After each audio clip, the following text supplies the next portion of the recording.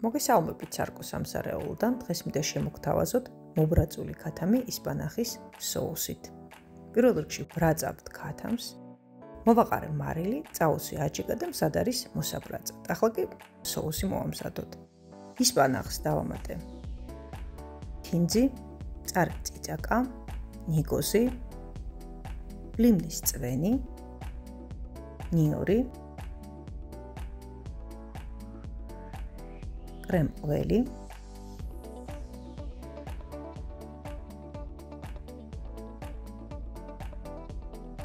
ზეითუნის სეთი და დავაბლენდერე.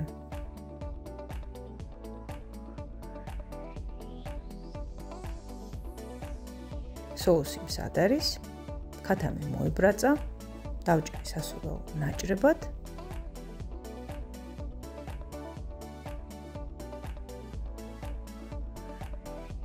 და მოვასხე соуსი.